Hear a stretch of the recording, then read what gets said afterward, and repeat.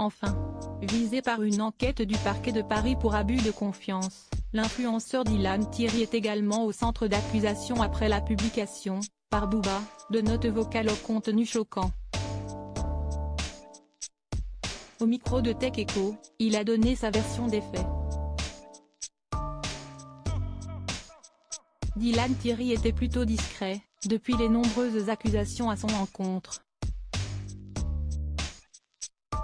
En 2021, l'influenceur s'est retrouvé dans le viseur de la justice après la création de cagnottes en ligne pour venir en aide à des enfants dans le besoin. Le 24 avril dernier, le rappeur Booba dévoilait des messages audio de l'influenceur, dans lesquels il avouait vouloir devenir Max sur Mime.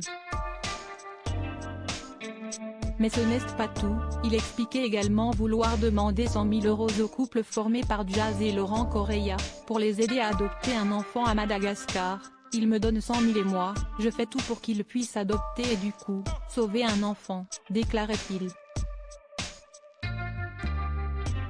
Très vite, la procureure de la République de Paris a été saisie pour soupçon de trafic d'enfants.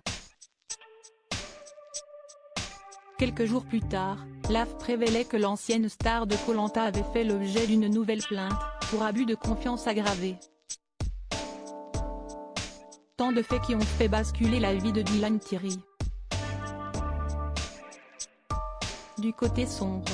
Au micro de Tech Echo, mardi 25 juillet, l'influenceur est revenu sur les accusations qui le visent, les cagnottes humanitaires et les notes vocales dévoilées par Booba. Dylan Thierry met les choses au clair. L'argent de la cagnotte, 261 197 € de Dylan Thierry, a-t-il réellement été dépensé à des fins humanitaires?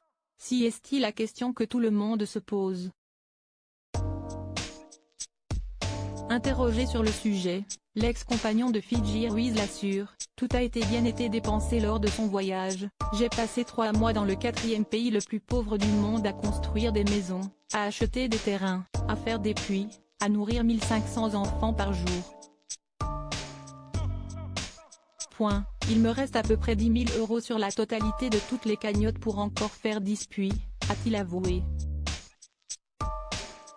Malheureusement, difficile de connaître la somme dépensée par l'association, faute d'un bilan annuel. Alors pourquoi ne pas le faire réaliser à présent? Il répond, on le ferait comment? Avec des fausses factures? Si est-il illégal? Point. Aller à Madagascar et essayer de me ramener juste un stylo bic. Essayer de me ramener une facture. Il n'y a pas de facture, il n'y a pas d'électricité, tu ne payes rien avec la carte. A-t-il expliqué.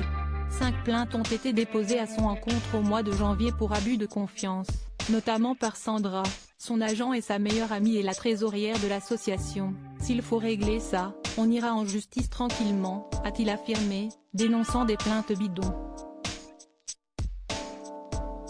Selon les informations de Tech Echo, l'enquête préliminaire dans le cadre des plaintes est en cours de finalisation et va laisser place à l'ouverture d'une instruction. Dylan Thierry sera prochainement convoqué par les enquêteurs. Concernant les messages audio de Booba, Dylan Thierry a souhaité mettre les choses au clair, si est une idée qu'on m'a proposée. Je ne l'ai pas fait, mais j'ai pensé à le faire, a-t-il avoué. Et de poursuivre, j'ai parlé comme un débile, je le sais, mais ça me porte préjudice. Oui, j'ai parlé à ma meilleure amie d'une idée de merde, mais je ne l'ai pas fait. Enfin, en ce qui concerne les accusations de trafic d'enfants, Dylan Thierry a reconnu son erreur. Le fond est bon, mais la manière dont si dit dégueulasse, j'en suis conscient.